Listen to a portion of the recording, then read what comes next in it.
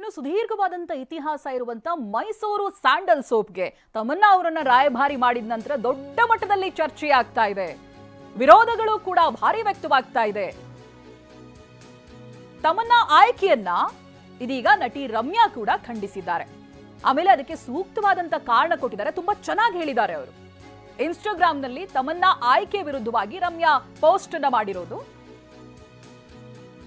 ಒಂದು ವಸ್ತುವನ್ನ ಪ್ರಚಾರ ಮಾಡುವುದಕ್ಕೆ 10 ದಾರಿಗಳಿರುತ್ತೆ. ರಾಯಭಾರಿಯನ್ನ ನೇಮಿಸಿ ಪ್ರಚಾರ ಮಾಡುವಂತ ಅಗತ್ಯ ಇಲ್ಲ. ಇದು ತೆರಿಗೆ ಪಾವತಿದಾರರ ಹಣ ದುರುಪಯೋಗ ಮಾಡೋದಷ್ಟೇ. ಇದರಿಂದ ಯಾವುದೇ ಪ್ರಯೋಜನ ಇಲ್ಲ ಅಂತ ನಟಿ ರಮ್ಯಾ ಹೇಳಿದ್ದಾರೆ. ಮೈಸೂರು ಸ್ಯಾಂಡಲ್ ಸೋಪ್ಗೆ ತಮನ್ನಾ ಯಾವಾಗ ರಾಯಭಾರಿ ಅನ್ನೋದಾಗಿ ಘೋಷಣೆ ಆಗುತ್ತೆ, ಕನ್ನಡ ಪರ ಸಂಘಟನೆಗಳು ಕೂಡ ಇದಕ್ಕೆ ವಿರೋಧವನ್ನ ವ್ಯಕ್ತಪಡಿಸ್ತವೆ. ಬಹಳ ದೊಡ್ಡ ಮಟ್ಟದಲ್ಲಿ ವಿರೋಧಗಳು ವ್ಯಕ್ತವಾಗ್ತಾ ಇದ್ದ ಹಾಗೆ ಇತ್ತ ರಮ್ಯಾ ಅವರು ಟ್ವೀಟ್ ಅನ್ನ ಮಾಡಿದ್ದಾರೆ.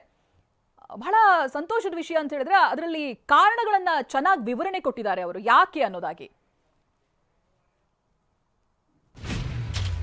ಇಂದು ಒಂದು ವಸ್ತುವನ್ನ ಮಾರುಕಟ್ಟೆಯಲ್ಲಿ ಪ್ರಚಾರ ಮಾಡೋದಕ್ಕೆ 10 ದಾರಿಗಳಿರುತ್ತೆ. ರಾಯಭಾರಿ ನೇಮಕ ಮಾಡಿ ಪ್ರಚಾರ ಮಾಡೋ ಅಗತ್ಯ ಇಲ್ಲ. ಇದು ತೆರಿಗೆ ಪಾವತಿದಾರರ ಹಣ ದುರುಪಯೋಗವಷ್ಟೇ ಹೊರತು ಏನು ಪ್ರಯೋಜನ ಇಲ್ಲ. ಇಂದು ಸೆಲೆಬ್ರಿಟಿಗಳು ಬಳಸ್ತಾರೆ ಎಂಬ ಮಾತ್ರಕ್ಕೆ ಜನ ವಸ್ತುಗಳನ್ನ ಖರೀದಿಸುವುದಿಲ್ಲ.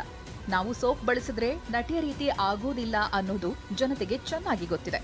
ಜನರು ಅದನ್ನ ಮೆಚ್ಚಿ ಖರೀದಿಸಿ ಬಳಸಬೇಕಂದ್ರೆ ವಸ್ತುವಿನ ಗುಣಮಟ್ಟ ಇರಬೇಕು. ಕರ್ನಾಟಕದಲ್ಲಿ ಮೈಸೂರು ಸ್ಯಾಂಡಲ್ ಸೋಪ್ಗೆ ದೀರ್ಘ ಇತಿಹಾಸ ಇದೆ, ಪರಂಪರೆ ಇದೆ. ಪ್ರತಿ ಕನ್ನಡಿಗರು ಅದರ ರಾಯಭಾರಿಗಳು.